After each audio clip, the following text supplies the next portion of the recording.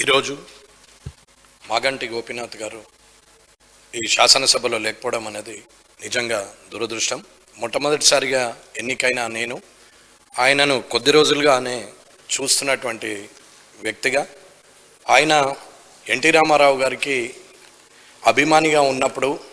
ఆయన పెట్టిన కటౌట్స్ని కూడా చూడడం జరిగింది. మాగంటి గోపీనాథ్ గారు 1963లో జన్మించి వెంకటేశ్వర ట్యూటోరియల్స్లో చదువుకొని ఉస్మానియాలో పట్టా పొందిన తర్వాత తెలుగుదేశం పార్టీలో ఎన్టీ రామారావు గారితో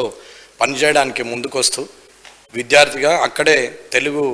దేశం యువజన విభాగానికి ఉంటూ హైదరాబాద్ అర్బన్ డెవలప్మెంట్ అథారిటీలో ఆయన సభ్యుడిగా కొనసాగుతూ, అలాగే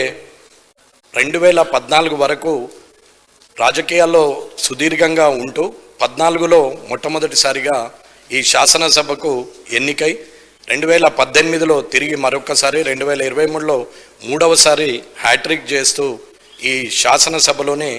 ఆయన 3 సార్లు గెలిచిన వ్యక్తిగా నిలుస్తూ జూబ్లీహిల్స్ నియోజకవర్గానికి ఎనలేని సేవలు చేస్తున్నటువంటి మాగంటి గోపీనాథ్ గారు సినీ నిర్మాతగా, సినీ రంగంలో కూడా అగ్రనటులతోనే సినిమాలు తీసి ఇవాళ చిరస్థాయిగా ఎన్టీ రామారావు గారి అభిమాని ఎవరు అంటే మాగంటి గోపీనాథ్ గారు అనే పేరు ఉండే పరిస్థితిలో, అలాగే రాజకీయంలో కూడా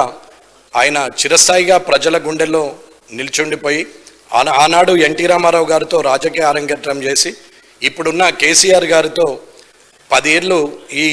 శాసనసభలో సభ్యుడిగా ఉంటూ ప్రస్తుత శాసనసభలో కూడా సభ్యుడిగా ఉన్నటువంటి గోపీనాథ్ గారు ఈరోజు లేకపోవడం దురదృష్టకరం. అలాగే ఆయన సతీమైనటువంటి సునీత గారికి, అలాగే వారి 3 పిల్లలకి